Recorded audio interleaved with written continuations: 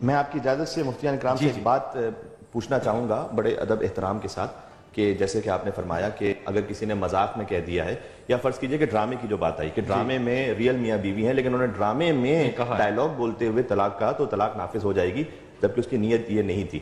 تو کیا یہ صورت نکاح کی بھی رہے گی کہ دو ایکٹر ایکٹریسز کام کر رہے ہیں ڈرامے میں اور انہوں نے ڈرامے میں شادی ہوئی ان کی تو کیا وہ شادی ہو جائے گی؟ جی ہاں بالکل. خوش رکھے, بالکل اللہ آپ کو سلامت رکھے.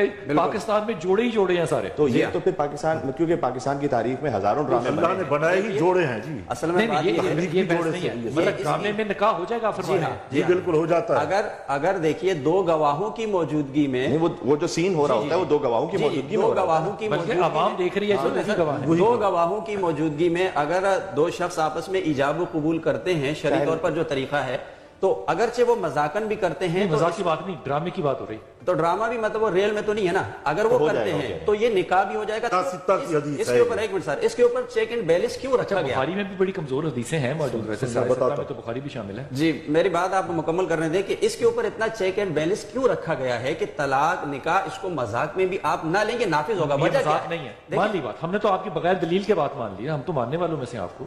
یہ مذاق میں نہیں ہے. اگر یہ مذاق نہیں ہے تو پھر تمام مسالک جو ہیں یہ الگ الگ کیوں اوپینین رکھتے ہیں اس کے بارے میں اپنا؟ نہیں, یہ دیکھیں چاروں مسالک اس میں الگ الگ اوپینین نہیں رکھتے ہیں, طلاق کے معاملے میں بھی اور نکاح کے معاملے میں بھی. لیکن اہل حدیث تو الگ موقف رکھتے ہیں. اہل حدیث کوئی مسلک نہیں ہے, اہل حدیث کوئی مسلک نہیں ہے, اہل حدیث غیر مقلد ہیں. فقہ جعفریہ کے مطابق چونکہ وہ جس حدیث کا حوالہ دے رہے ہیں, ہمارے حدیث کا جو سلسلہ ہے, جو راویوں کا سلسلہ ہے, جو معتبر سلسلہ ہے, وہ اور طریق سے اور احناف کے اور طریق سے. تو بہرحال ہمارے یہاں پر آپ کا طریقہ امام زین العابدین, امام جعفر صادق, ان جعفر ابن محمد نے صادق. سر صرف طریق کا ہی مسئلہ ہوگا, باقی کوئی مسئلہ نہیں ہے.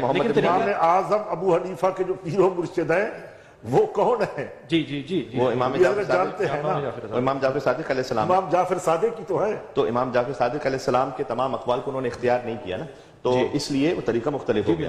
امام جعفر صادق از امام محمد باقر, از امام زین العابدین, از امام حسین علیہ السلام, از امام علی علیہ السلام, اور ان رسول اللہ صلی اللہ علیہ وآلہ وسلم. فقہ جعفریہ میں ایک تو یہ ہے کہ طلاق کا ایک عربی صیغہ ہے.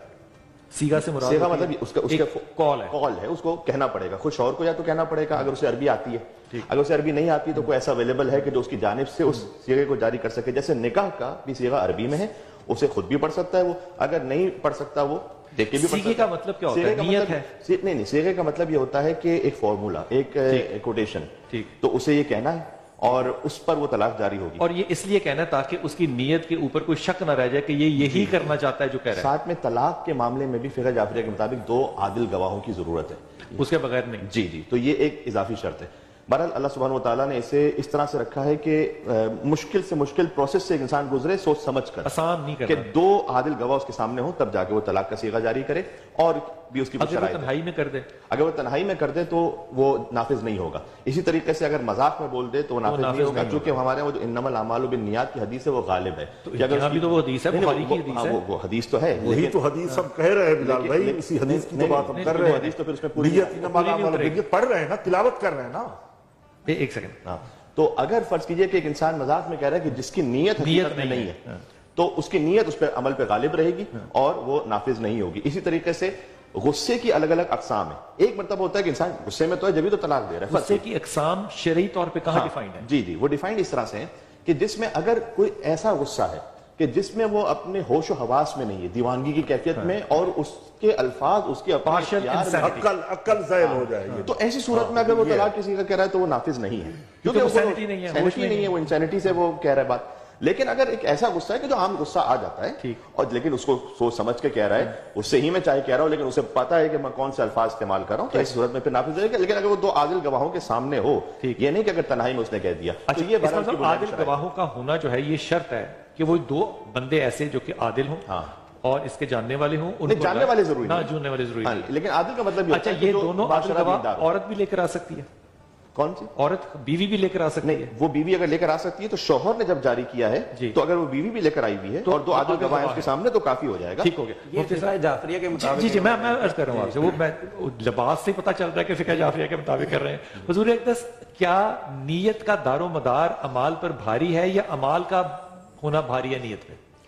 دیکھیے مسئلہ یہ ہے کہ یہ جو طلاق کا مسئلہ ہے، میرے سوال کا جواب چھوڑ دیں، یہ طلاق سے جڑا ہوا میں جو جاننا چاہتا ہوں وہ یہ کہ یا اس حدیث کو چھوڑ دیں، وہ آپ کی بات میں بڑے ادب سے کہہ رہا ہوں، میں یہ جاننا چاہ رہا ہوں کہ نیت بھاری ہے طلاق دینے میں یا نہیں، صرف عمل ہی بھاری ہے؟ نہیں، نیت کا اس میں دیکھیں عبادات کے اندر جو ہے نیت معتبر ہے، اس کے علاوہ بقیہ جو انسان کے افعال ہیں اس میں ظاہری اس کے جو الفاظ ہیں عبادات میں نیت معتبر ہوتی ہے۔ معتبر اس کا مطلب میں اگر بغیر نیت کے نماز میں نے ادا کر دی تو وہ ادا نہیں ہوگی؟ بالکل نہیں ہوگی۔ اچھا یہی نیت جو ہے نکاح میں ضروری ہے؟